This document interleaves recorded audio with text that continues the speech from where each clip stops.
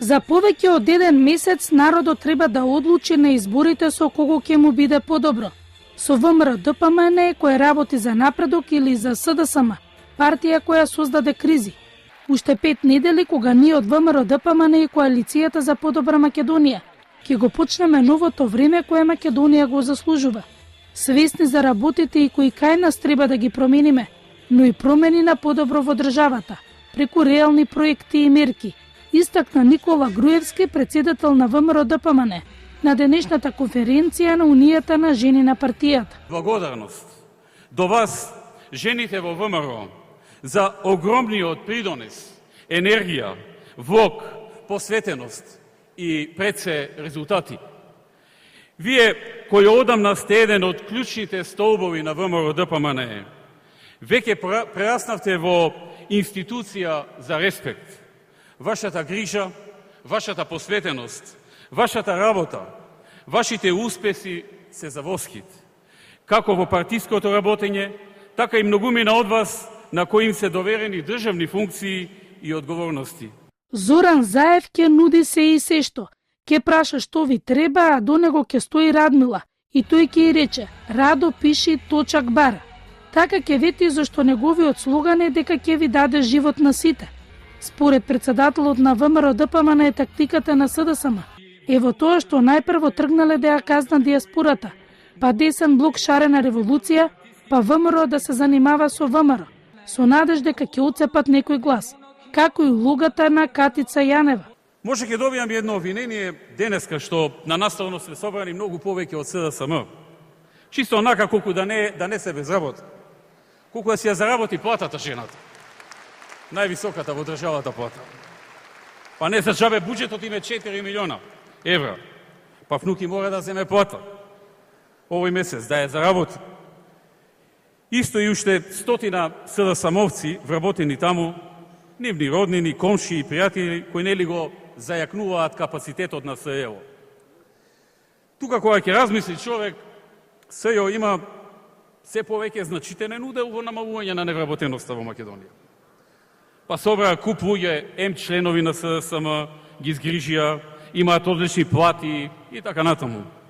Како порано не ни текна да направивме повеќе СЈО, да ја намалевме невработеноста во земјата.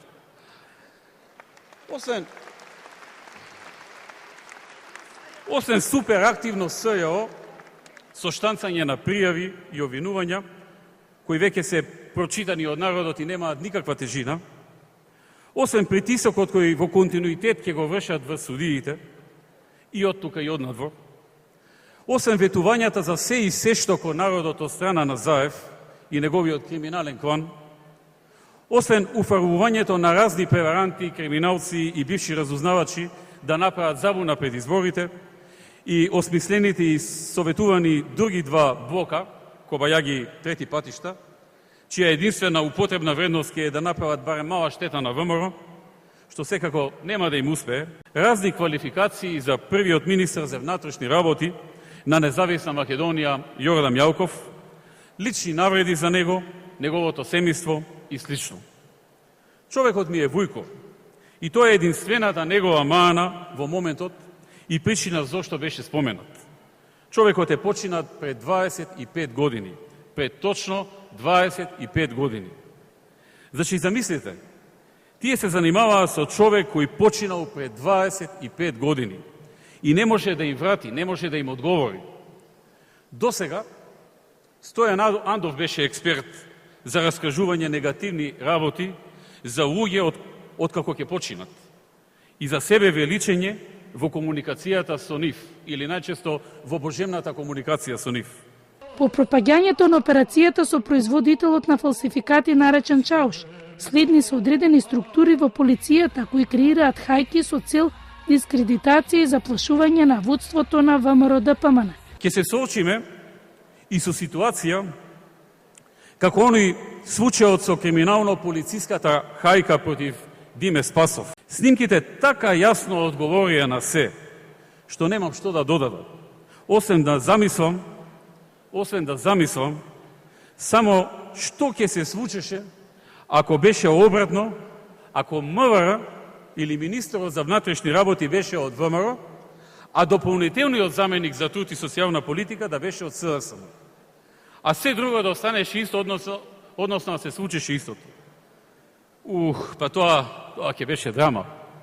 Министер од ВМРО, а на местото на Диме Спасов некој од СДСМ. Прво, јунаците од СДСМ со трчање и плачејки ќе отрчаа во сите можни амбасади во земјата. Лидерот на партијата вели дека платениците што шараат веќе ќе се развозеа со бои во комбиња и ќе ја прославуваа новата шанса за хонорар од филантропот и неговите поддржувачи.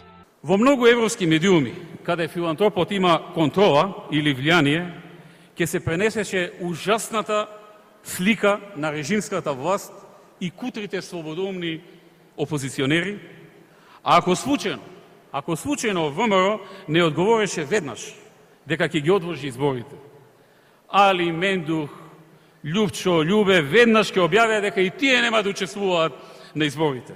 Нормално, на ова објава ќе се јавеше веднаш Павле Трајанов, ќе објавеше дека тој пред сите прв објавил дека нема да учествува на изборите, дека не е он пети, дека е прв. Да се знае таму кај што запишуваат кој прв кажу, разбирате?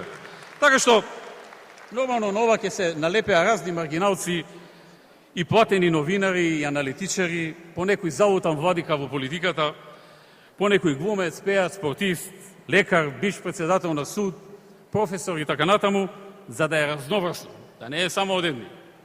И навреме да фатат приклучок кон новиот ковач хонорари или да одработат некое идно наградување.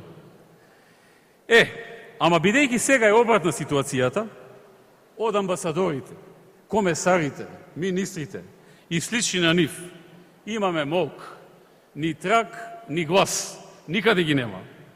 Не сакаат луѓето да се мешаат во внатрешните работи на една суверена држава, нели? Не се они такви. Заев поради сето ова не може да победи и е свесен за тоа.